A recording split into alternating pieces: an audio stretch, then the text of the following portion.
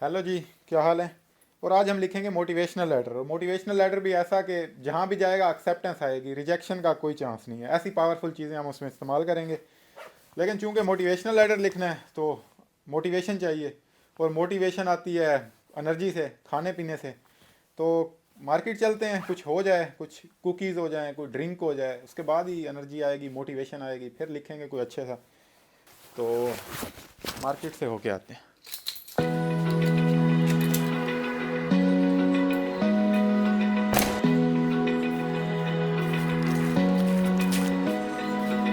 Open eye, feel the waves cut through me. Hypnotized by the sounds I'm breathing in. Hold tight, chemicals collide. Hold tight, hold tight, hold tight. Dripping lights paint the skies, all because of you. Dripping lights paint the skies. Only you can make me move. You can make me move. Can make me move. You.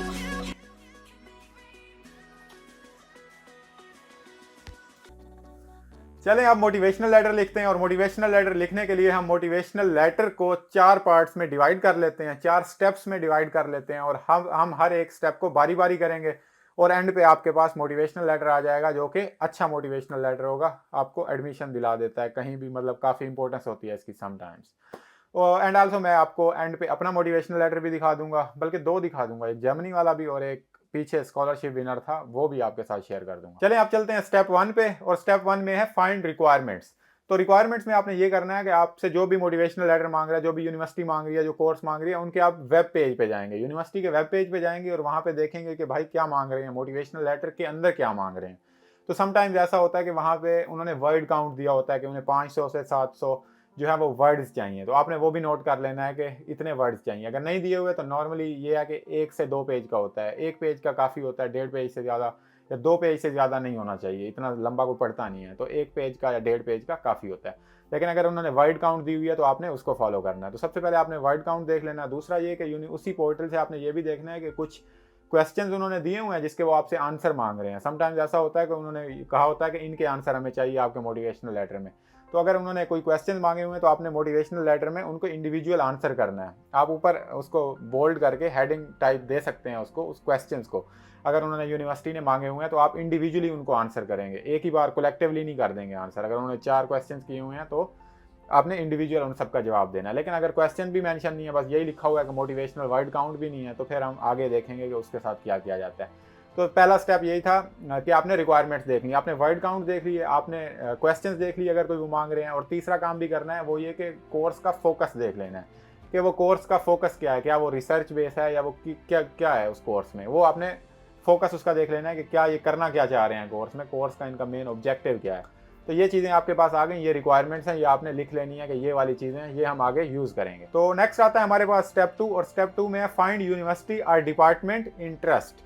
तो ये step भी research base है। इसमें आपने ये करना है कि आपने वही वेब पेज पे ही जाना है, और लेकिन आप वेब पेज के ज़्यादा पेजेस एक्सप्लोर करना है कि वहाँ के प्रोफेसर क्या कर रहे हैं। वहाँ पे अक्सर ऐसा होता है कि वो डिपार्टमेंट या वो यूनिवर्सिटी किसी मिशन पे चल रही होती है, किसी विजन पे चल रही होती है कि रिसर्च में उन्होंने क्या करना है या इसमें क्या करना है। उन्होंने एक ऑब्जेक्टिव सेट किया होता है, तो आपने वो फाइंड करना है कि उनका क्या ऑब्जेक्टिव है, उनका मिशन क्या है, वो क्या करना क्या चाह रहे हैं, किस मिशन के तहत वो चल रहे हैं, ये आपने फाइंड करना है। और दूसरा ये कि आपने कोई 10-15 मिनट के लिए ना प्रोफेसर बन जाना है वहाँ का, और सोचना है कि अगर मैं वहाँ प्रोफेसर हूँ तो मैं एक सक्सेसफुल कैंडिडेट को किस तरह इवोल्यूएट करूँगा, उसके अंदर क्या चीज़ें देखूंगा। तो कुछ हद तक आपको ये बन के भी आपको कुछ रिक्वायरमेंट्स मिल जाएंगी कि कैसा स्टूडेंट जो है वो इस फील्ड में, कौन सा स्टूडेंट अच्छा होता है। तो ये चीज़ें भी आपने कर ली। अब उसके बाद जो है ना वो उसके आप उस फील्ड से रिलेटेड दुनिया में क्या काम हो रहा है वो भी आप नोट डाउन कर लें कि इस फील्ड में क्या हो रहा है और डिपार्टमेंट किस जानिब चल रहा है और प्रोफेसर का इंटरेस्ट क्या है, यूनिवर्सिटी का इंटरेस्ट क्या है। और इसके बाद आता है स्टेप 3। और स्टेप 3 है अलाइन यूर सेल्फ। तो अब अलाइन योरसेल्फ में क्या है? अलाइन योरसेल्फ में वो कि पिछले 2 स्टेप्स में जो आपने फाइंड किया है, आपने उनकी रिक्वायरमेंट्स फाइंड कर ली, उनका इंटरेस्ट फाइंड कर लिया, उनका विजन फाइंड कर लिया। अब आपने कहना है कि भाई मैं ही तो वो बंदा हूँ, मैं ही तो वो बंदा हूँ जिसे आप ढूंढ रहे थे। तो अब आपने अलाइन योरसेल्फ कर लेना है। अब इसमें क्या करना है कि आपने जो उनका इंटरेस्ट या उनका वो फाइंड किया, जाहिर सी बात है आप अप्लाई कर रहे हैं, आपका भी जो इंटेंडेड कोर्स है वो आपकी डिग्री से रिलेटेड है और वो भी कुछ ऐसा कर रहे हैं जो आपकी डिग्री से रिलेटेड है, तो कुछ ना कुछ वो सिमिलर आपको मिल जाता है अपने में। तो आपने ये देखना है कि उसका फोकस क्या है और उस फोकस के मुताबिक आपने उस प्रीवियस अपनी डिग्री में क्या पढ़ा है, कौन से ऐसे कोर्सेज थे, कौन से ऐसे प्रोजेक्ट थे, कौन से ऐसे सब्जेक्ट थे, या कौन सी ऐसी इंटर्नशिप, जॉब या एक्सपीरियंस, कोई सेमिनार अटेंड किया, जो भी उससे रिलेटेड हो, उनके इंटरेस्ट, उनके विजन के मुताबिक हो, आपने वो फाइंड आउट करना है अपने सारे कैरियर से कि मैंने ये किया, ये किया, ये किया, ये बिल्कुल आपके यानी मेरे इंटरेस्ट भी आपसे ही मुताल्लिक हैं। तो ये स्टेप है अलाइन योरसेल्फ।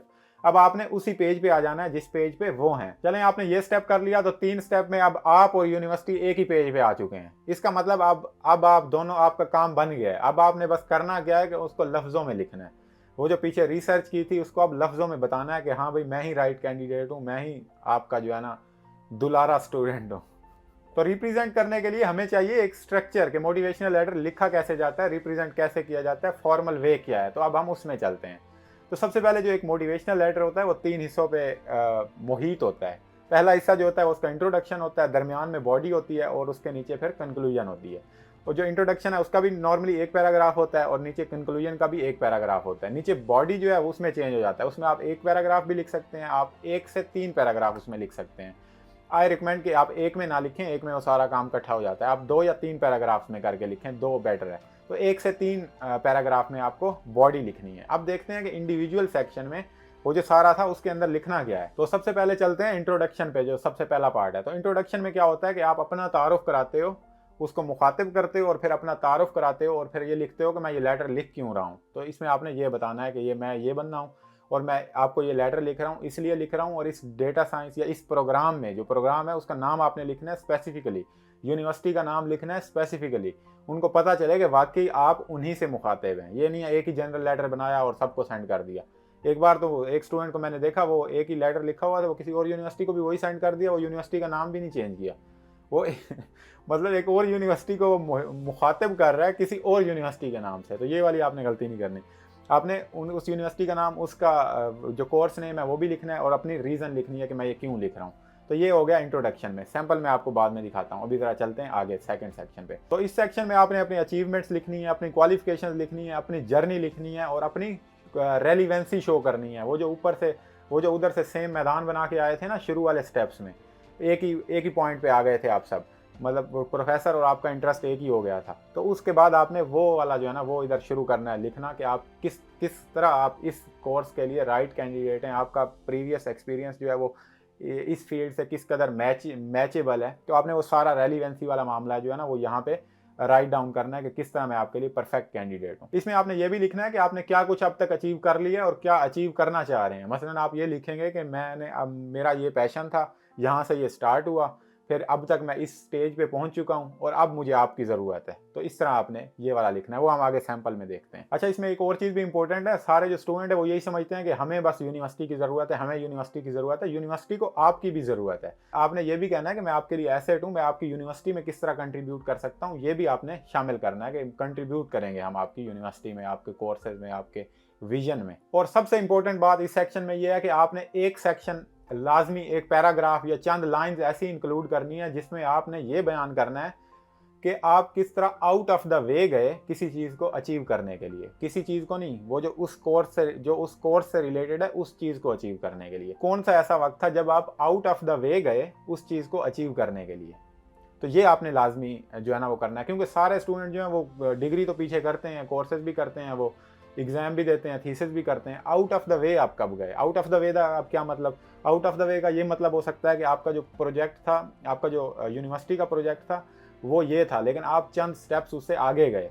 या फिर ये हो सकता है कि आप किस तरह आपने जो है ना आउटसोर्सिंग वाला काम किया, मतलब आपकी डिग्री से रिलेट था, तो डिग्री से रिलेटेड, लेकिन डिग्री वहाँ पे थी, आपने कुछ एक्स्ट्रा काम किया, कुछ सेमिनार अरेंज करवाए या सेमिनार में कंट्रीब्यूट किया या रिसर्च पेपर पब्लिश किए। तो ये आउट ऑफ द वे आप कैसे गए ये वो सुनना चाहते हैं। और इसी बॉडी में चलते चलते आपने कुछ एक्स्ट्रा करिकुलर एक्टिविटीज़ भी इंक्लूड करनी है। अब उनको एक कोई वो बंदा रोबोटिक बंदा नहीं चाहिए, कोई थोड़ा सा सॉफ्ट स्किल्स वाला बंदा भी उनको चाहिए कि आप किस तरह आप टीम प्लेयर आप किस तरह हैं, इस तरह की सॉफ्ट स्किल्स या कम्युनिकेशन स्किल्स आपकी कितनी अच्छी हैं। तो यही नहीं लिख देना कि I am very good communication I am very, ये आपने नहीं लिख देना, बल्कि आपने बताना है कि आपने पीछे किसी सोसाइटी में काम किया, किसी फलाही काम में काम किया या किसी इदारे में काम किया, तो उससे आपकी कम्युनिकेशन स्किल्स इंप्रूव हुई, लोगों के साथ बातचीत करना आसान हुआ, लोगों की हेल्प किस तरह की, या टीम प्लेयर आप कैसे बने, जो इंपॉर्टेंट चीज़ें हैं सॉफ्ट स्किल, जिस तरह टीम प्लेयर हो गया या ये कम्युनिकेशन स्किल्स जो मेन सॉफ्ट स्किल्स होती हैं। तो ये भी आपने एक पैराग्राफ में, ये चंद लाइन में इंक्लूड करना है। और इसके बाद स्टार्ट होता है कंक्लूजन। तो कंक्लूजन जो है वो आपका आखिरी पैराग्राफ होता है, उसमें आपने बातों को रैप अप करना है। ऊपर जो सारा बयान किया है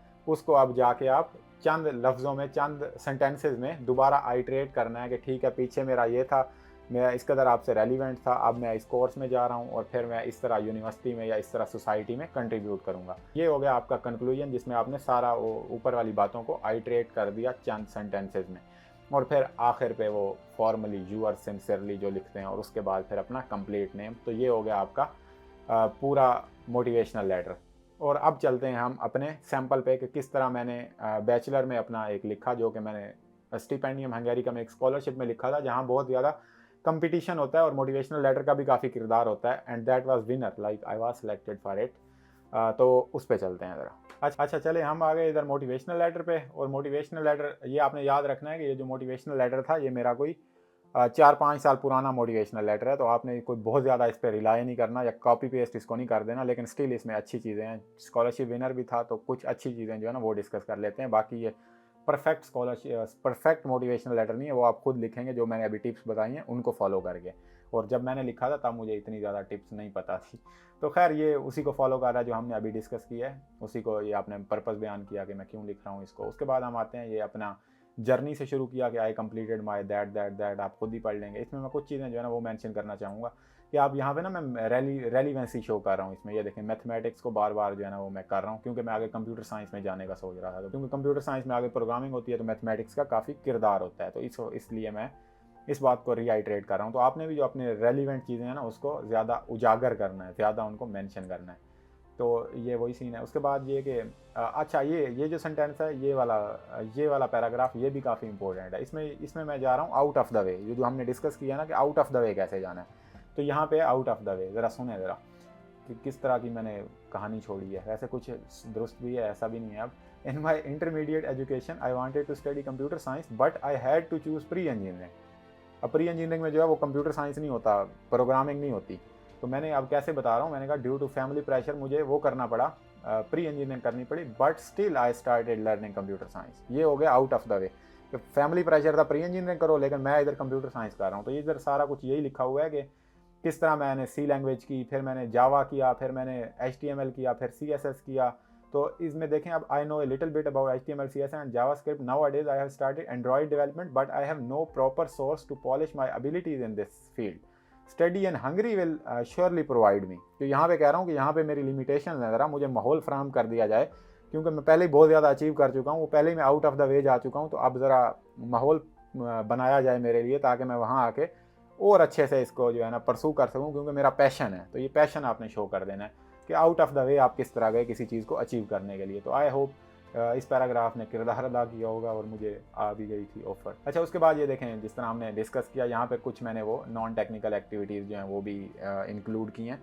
लेकिन ये डिपेंड करता है, अगर आप एम्बेसी के लिए लिख रहे हैं फिर तो ये ज़्यादा आप उजागर भी कर सकते हैं, लेकिन अगर किसी स्पेसिफिक में कर रहे हैं तो फिर इनको थोड़ा कम रखें। यहाँ पे शायद ज़्यादा मैंने किया हुआ, लेकिन इसको 3-4-5 सेंटेंसेज में आप शो कर दें कि आपकी सॉफ्ट स्किल्स जो हैं वो अच्छी हैं, आपने काम किया है किसी के लिए, लोगों के लिए, या जो भी, और सेमिनार्स वगैरह उसी फील्ड से रिलेटेड अटेंड किए हैं, या कोई यूडीमी से कोर्स किया हो या कोर्सेरा से किया हो। तो वो बस रेलिवेंसी वाला सीन और एक्स्ट्रा करिकुलर एक्टिविटीज़ आ गई। उसके बाद बस यही है, फिर एंड पे क्लोजअप मैंने किया है कि I will make most of it and will contribute to my university. ये यूनिवर्सिटी में भी कंट्रीब्यूट कर रहा हूँ, वो भी खुश हो जाएँ कि भाई बंदा जो है यूनिवर्सिटी में भी कंट्रीब्यूट करेगा। हर कोई करता है कंट्रीब्यूट, बस आप एक रिसर्च पेपर पब्लिश करेंगे, यूनिवर्सिटी का ही फ़ायदा है, आपका भी फ़ायदा है, यूनिवर्सिटी का भी फ़ायदा। तो सिर्फ ये लिखना होता है कि ठीक है, मतलब उनको बताना भी है कि वाकई ऐसा ही है, हम कंट्रीब्यूट भी करेंगे। और होता तो है, ये करना तो पड़ता ही है डिग्री लेने के लिए, कंट्रीब्यूट आप करते ही हैं, लेकिन लफ्ज़ों में आपको लिखना है। तो उसके बाद आई एम लुकिंग फॉरवर्ड, तो काइंड रिगार्ड्स मोहम्मद उमैर। तो ये हो गया बैचलर का। तो बैचलर में मैंने ये वाला लिखा था, और अब मैंने जो मास्टर में इधर जर्मनी में दिया था वो भी प्रीटी मच इससे सेम ही है। कंसेप्ट तो इधर से ही आ रहा है, लेकिन उसमें मैंने चूँकि मेरा आगे इंटेंडेड कोर्स और था तो उसके मुताबिक फिर मैंने चेंजेस कर दी थी। खैर वो भी आपको डिस्क्रिप्शन से मिल जाएगा, आप डाउनलोड कर सकते हैं। कॉपी पेस्ट नहीं करना, क्योंकि उनको भी पता है कि वो बार बार पढ़ते रहते हैं, दिन में कितने मोटिवेशनल लेटर वो रिव्यू करते होंगे एग्जाम, वो एडमिशन प्रोसेस के दौरान काफ़ी सारे, तो उनको पता चल जाता है ये सारा कॉपी पेस्ट मटेरियल आ रहा है, तो उसको पहले ही साइड पे कर देंगे। तो आपने लफ्ज़ अपने लिखने, अपनी जो मोटिवेशन है और जो अपनी रेलिवेंसी है कोर्स से रिलेटेड, तो वो आपने इंक्लूड करनी है। रेलिवेंसी बहुत ज़्यादा इंपॉर्टेंट है, इस बात को याद रख लें, और आउट ऑफ द वे आप कब गए, ये चीज़ें जो हैं ये इंपॉर्टेंट है। तो या that was it for today, and if this video was helpful you can help me in 2 ways। First like this video and secondly subscribe this channel. तो फिर आज के लिए इतना ही, मिलते हैं नेक्स्ट वीडियो में। Good bye.